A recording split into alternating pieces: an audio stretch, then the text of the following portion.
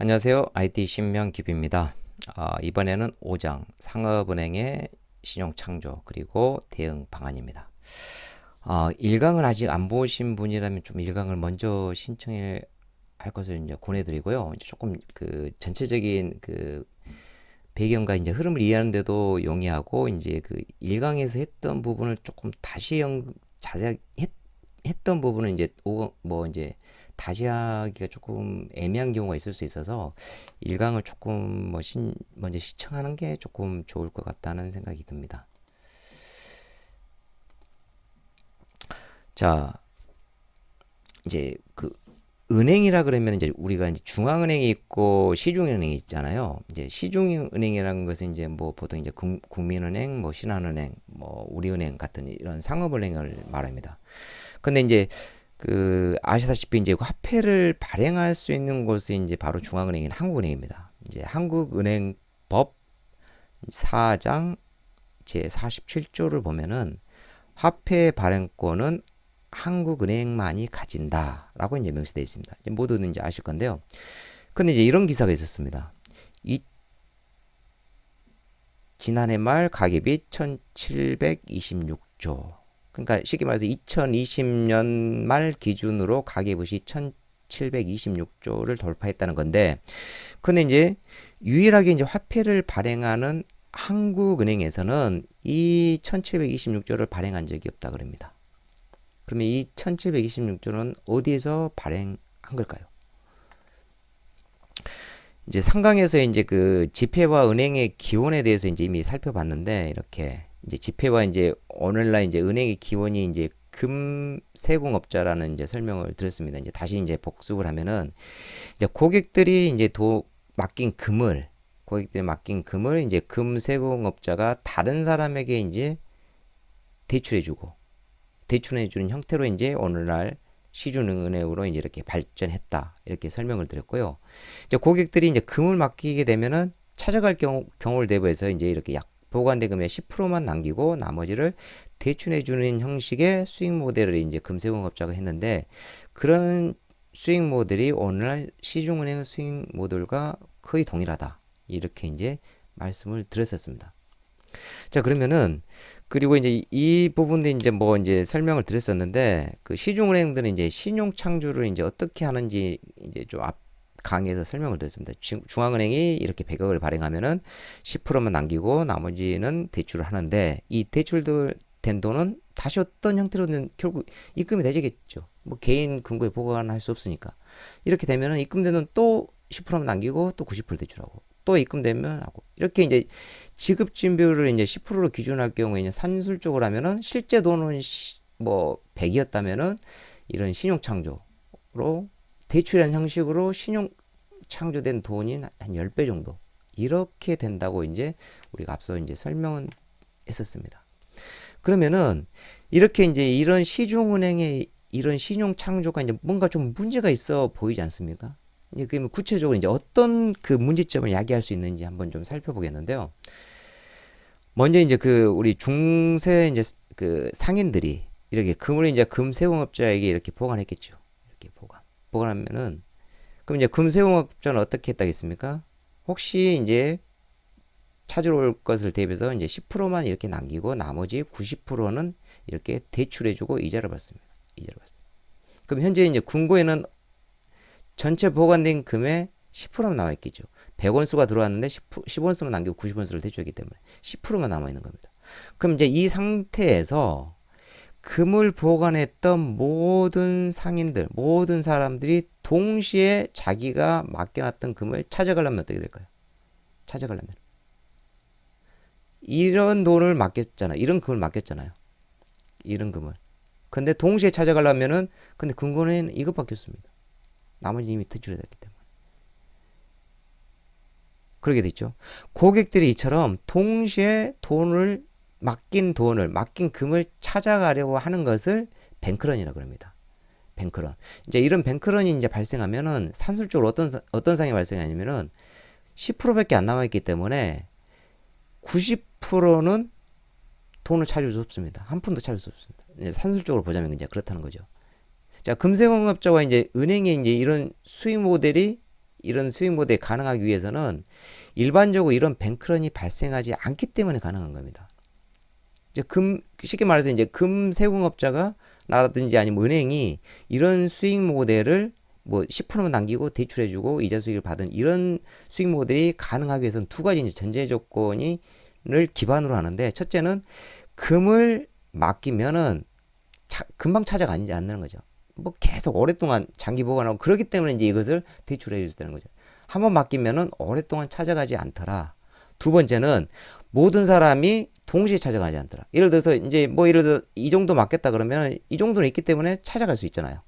뭐 두 사람이 가져가더라도 가능한 겁니다. 그런데 모든 사람이 동시에 맡긴 금을 찾아가려 그러면은 안 된다는 거죠. 그래서 이런 수익 모델이 가능하기 위해서는 금을 한번 맡기면은 오랫동안 찾아가지 않더라. 또 모든 사람이 동시에 금을 찾아가지 않더라. 이런 상황이 맞아야지 이런 수익 모델이 가능하다는 거고, 이런 상황이 일반적으로 발생하니까 이런 수익 모델이 가능했겠죠. 자, 그런데 일반적으로 이제 동시에 찾아가지 않는다는 것이 항상 그런 건 아니겠죠. 뭐 동시에 찾아갈 수 있잖아요. 뭐 그러다 보니까 동서고금을 이런 신용창조에 기반한 수익 모델이 동서고금을 막론하고 이렇게 뱅크런이 종종 발생합니다. 실제로 발생했던 사건들입니다. 물론 이제 그 아까 그 중세 금세공업자 시대에도 뱅크런이 실제로 발생했습니다. 금을 다 맡겨놨는데 뭐 동시에. 근데 일반적인 상황에서는 이런 뱅크런, 이제 동시에 이런 맡긴 금이나 돈을 찾아가는 상황이 실제로 발생하지 않습니다. 그러니까 이제 이렇게 이런 수익 모델 가져가는데, 근데 예를 들어서 은행이 부도가 날 것 같아요. 근데 또 이제 어떤 그 좋지 않은 상황이 이제 은행에서 발생하고 있는 것 같아요. 그럼 사람들은 어떻습니까? 자기가 맡겨놓은 돈을 못 찾을 수 있기 때문에 어떻겠습니까? 동시에 모든 사람들이 일제히 가가지고 자기가 맡긴 돈을 찾으러 갑니다. 그러면 이제 뱅크런이 발생하는 거겠죠. 그래서 실제로 뱅크런이 발생하면 이런 산술적인 계산에 의해서 고객의 90%는 자기 돈 한 푼도 찾을 수 없습니다. 뭐 이제 물론 산술적으로 이제 그렇다는 이야기고요. 자, 그래서 이제 그런 그 뭐 뱅크런 문제도 살펴봤고, 이제 두 번째는 자 봐보겠습니다. 앞에서도 이제 살펴봤는데, 이제 중앙은행에서 이제 화폐를 찍어서 발행하는데 시중은행에 의한 신용화폐는 반드시 대출이라는 형태로 창조됩니다. 아까 그랬잖아요. 대출인 형태로. 자, 시중은행의 입장에서 보면은 신용 창조 과정 자체가 바로 이자 수익으로 연결되는 거죠. 그러니까 시중은행 입장에서는 신용 창조를 하면 할수록 이자 수익이 발생한다는 뜻입니다. 신용 창조를 하면서. 그래서 엄청난 신용 창조를 하려고 그러겠죠. 이제 잘 생각해 보십시오. 한국은행에서 발행된 번원통화에서 시중은행은 그 번원통화의 약 10배나 되는 돈을 그냥 앉아서 신용 창조해서 대출해주고 그 대출에 대한 이자 수익 챙깁니다. 자기 은행 자기 돈으로 대출해주는 게 아닙니다. 있지도 않은 돈을 10배로 창조해가지고 그것을 그냥 앉아서 대출해주고 그 대출에 대한 이자 수익을 챙긴다는 거죠. 그래서 이걸 어떻게 말하는 사람도 있냐면은 사회가 은행에 그냥 보조금을 주고 있다, 뭐 이렇게 이제 꼬집는 사람도 있거든요. 여기 한번 그 저기 2021년 1월 25일 제가 뉴스를 보고 있는데 이런 게 나와서 제가 이제 좀 캡처를 해놨는데 이런 방송이 있었습니다. 자, 반면 코로나 사태로 큰 돈을 본 곳 중에 하나 바로 은행이죠. 어려워진 가게와 기업들이 대출이 급증하면서 이자 수익이 대폭 늘어난 겁니다. 은행들이 이렇게 벌어들인 돈으로 직원들 성과급 잔치를 벌이고 있어서 사회적 책임에 대한 비판의 목소리가 커지고 있습니다. 41조. 지난해 국내 8개 금융지주사들이 벌어들인 이자 수익 추정치입니다. 이들이 지난해 전체 매출은 51조 원.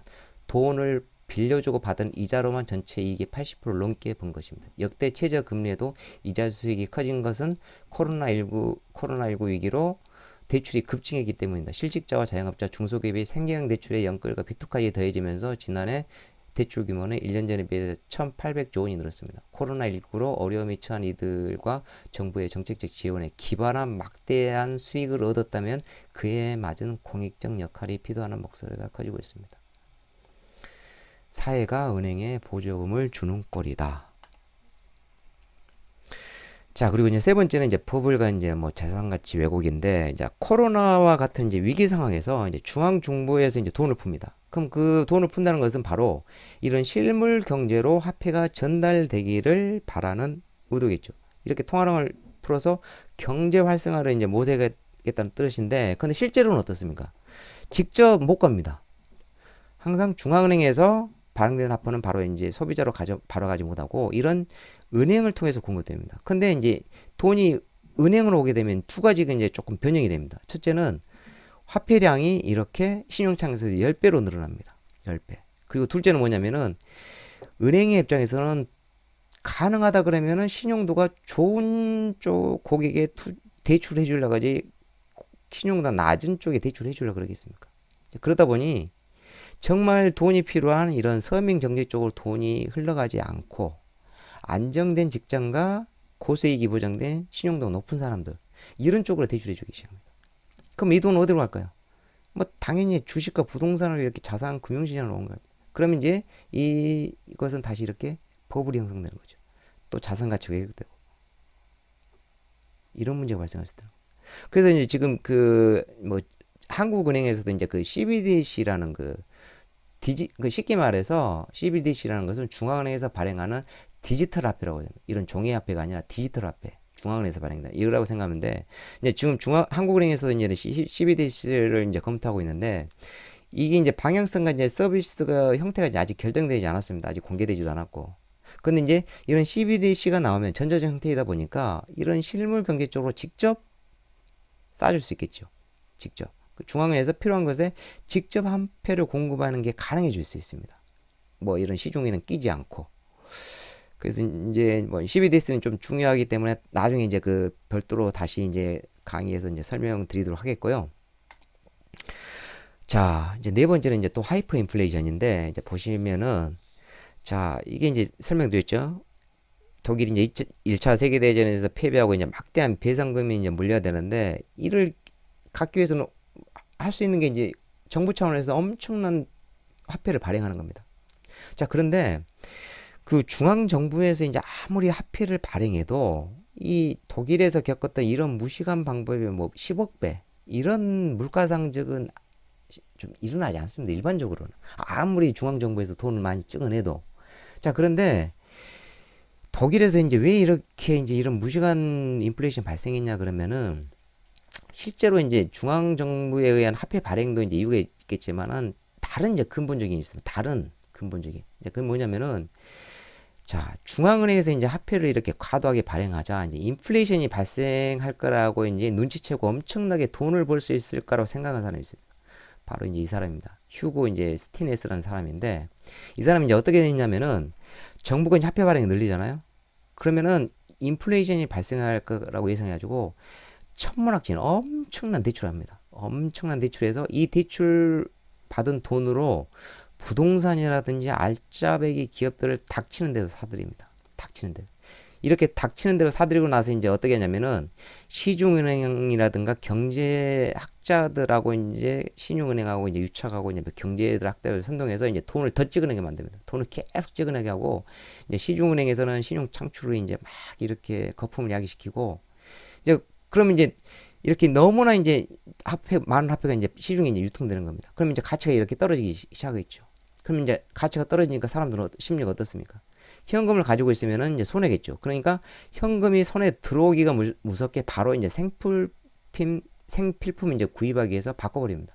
그러면 이제 화폐 유통 속도가 이제 엄청나게 폭발적으로 증가해요. 화폐가 들어오기가 무섭게 물건을 구입해버립니다. 그럼 물건 값은 어떻게 되면 천정부지로 솟는 거예요. 이렇게 하다 보니까 어떻게 됩니까? 2년 동안 10억 배의 물가 상승이 일어납니다. 결국 이제 화폐는 어떻게 됩니까? 가치가 이제 10억 분의 1로 떨어지니까 이제 쓰레기가 되는 거예요. 휴지 조각이 돼버린 거죠. 2년 동안 20억 배가 이제 인플레이션이 발생했다니까 이제 이렇게 되는 건 당연하지 않겠습니까? 그럼 이제 이 친구는 이제 어떻게 했냐면은 그때 엄청난 돈이 이제 미리 이제 대출을 받아서 알짜배기가 부동산을 사들이고 2년 뒤에는 돈을 갚아야 되잖아요. 이 쓰레기들, 이 휴지 조각들을 주워다가 이제 갚은 거예요. 왜? 그 당시 이제 왜냐면 그 액면가로 이제 뭐 빌렸기 때문에 이걸 그냥 갚으면 되는 거잖아. 이렇게 해서 이 친구가 돈을 번 게 얼마냐면 그 당시에 독일 전체 부의 4분의 1을 손에 거머쥐었다고 합니다. 하이퍼 인플레이션. 물론 이제 앞장에서는 이제 그 쉽게 설명하기 위해서 이제 중앙정부에서 발행된 화폐 때문이었다 이렇게 간단하게 말씀을 드렸습니다만은 실제로는 이런 좀 약간 그 속된 표현은 미친 물가가 가능했던 이유는 어떤 중앙정부에 의한 화폐 발행보다는 오히려 이런 사람들이 이런 그 저기 뭐냐 좀 매수당하고 포섭된 이제 시중은행과 경제학들하고 이제 이런 합작품 이라고 이렇게 볼 수 있는 거죠. 이 시중은행들에 의한 합작품. 자, 그러면 자 이런 시중 은행에 의한 신용 창조가 이제 어제 오늘의 문제가 아닙니다. 그 금세공업자 때부터 계속 있어왔던 문제입니다. 계속 있었던 문제. 그래서 이제 어땠냐면 계속 이제 이런 문제가 있었다 보니까 이 대공황이 이제 그 1900 이제 발생하고 나서 이제 이 대공황을 어떻게 해결할까 이런 해결책 중에 하나로 이제 그 시중은행 개혁에 관한 6페이지짜리 이제 의견서가 만들어져서 이제 이렇게 유통되는데 그게 이제 바로 이제 시카고 이제 플랜이라는 거거든요. 시카고 플랜이라는 게 이제 내용이 대충 어떤 거냐면은 시중은행이 대출금의 100%를 충당할 수 있을 만큼 충당한 유동성 자산을 항상 보유해야 된다. 지금 어떻습니까? 10%만 보유하고 있었잖아요. 아니라는 거죠. 100%를 항상 보유해라.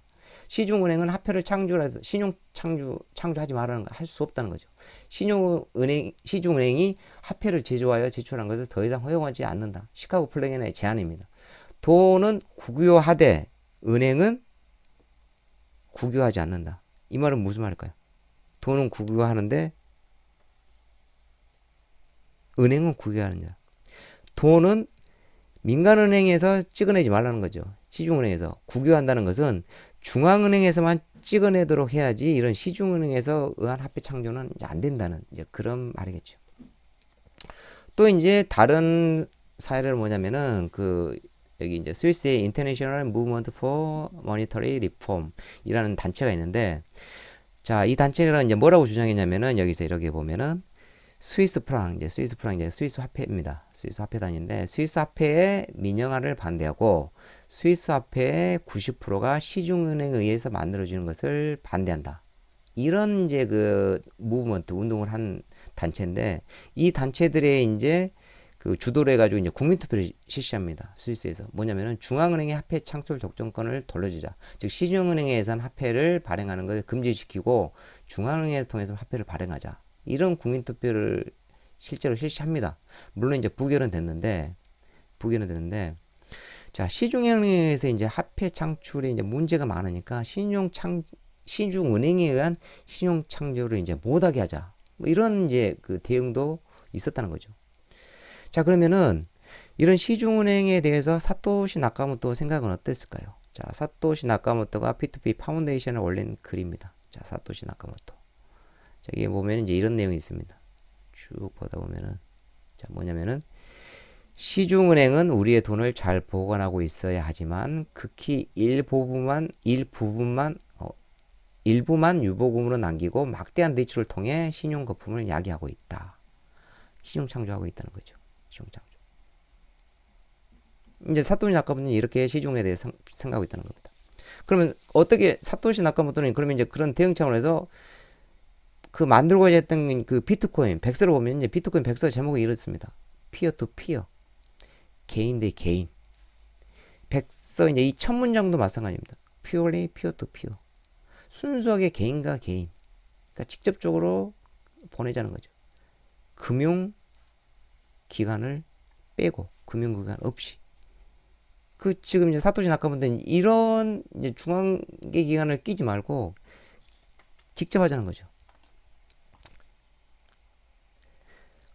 그럼 이제 사토시 나카모토는 이제 구체적으로 이제 어떻게 이제 구현하려고 했냐 이제 한번 좀 살펴보겠는데 이제 이 부분은 이제 조금 그 앞장에서 좀 살펴봤는데 뭐 다시 한번 좀 이 저기 시중은행 차원에서 이제 다시 한번 좀 설명을 드리면은 자 오늘날 이제 지폐로 이제 그 개인 간 전자적 형태로 송금하는 것은 불가능하다 그랬습니다. 왜냐면은 요즘에 종이화폐입니다. 종이화폐가 인터넷으로 갈 수 있겠습니까? 안 됩니다. 그러니까 전자적 형태로 온라인 P2P는 불가능합니다. 그래서 이제 반드시 어떻게 됩니까? 은행을 통해. 이게 이렇게 가는 게 아닙니다. 요청하면은 장부 상태 바꾸고 이렇게 해주는 겁니다. 실제로 이제 온라인으로 거래를 하려고 그러면 반드시 이런 중개기관이 있어야 되는데 사토시 나카모토는 이런 중개기관을 시중은행 없애자고 했잖아요. 없애고. 그래서 이제 구조적 형태로는 보면은 이런 시중은행들이 없는, 즉 개별 노드들이 이렇게 연결돼 있고 이렇게 직접 화폐도 발행해서 직접 송금하는, 또 이렇게 장본인 이렇게 합의하는 이런 형태를 이제 구조적인 형태로 이제 제시했다는 거죠. 사토시 나카모토는. 그리고 이 내용도 이제 앞서 살펴봤지만은 이제 그 시중은행을 통해서 이제 송금하는 방식은 이렇게 계좌, 뭐 장부 이런 형태로 이제 구분할 수 있겠죠. 근데 이런 요소들이 어떻다 그랬습니까? 모두 다 기존 중앙 시스템 방식으로 작동합니다. 계좌 번호도 관리해줘야 되죠. 장부도 상태 변환해줘 관리해야 되죠. 화폐도 이제 지하 은행 금고에 이제 잘 보관하면서 관리해야 되겠죠. 즉 이런 기존의 계좌 장부 화폐는 타 시중은행 기반으로 작동한다는 거죠. 근데 사토시 나카모토는 이런 시중은행을 없애고자 했기 때문에 이런 게 안 됩니다. 다른 설계 방안이 필요했던 거죠. 그래서 비트코인은 계좌 대신에 이런 비대칭 키를 이용하고 장부의 상태를 바꾸는 것 대신에 이런 거래 내역을 차곡차곡 쌓는 방식으로 이제 장부를 만들었고, 화폐도 이제 이런 지하 금고에 따로 저장하는 것이 아니라 그냥 화폐를 장부상에 산재시키는 형태로 이렇게 설계했던 거죠. 자, 이제 정리를 하면은 사토시 나카모토 생각은 중앙은행이든 시중은행이든 너무나 많은 문제점들을 야기시키고 있기 때문에 탈중앙화시키고 중개기관을 없애버리자.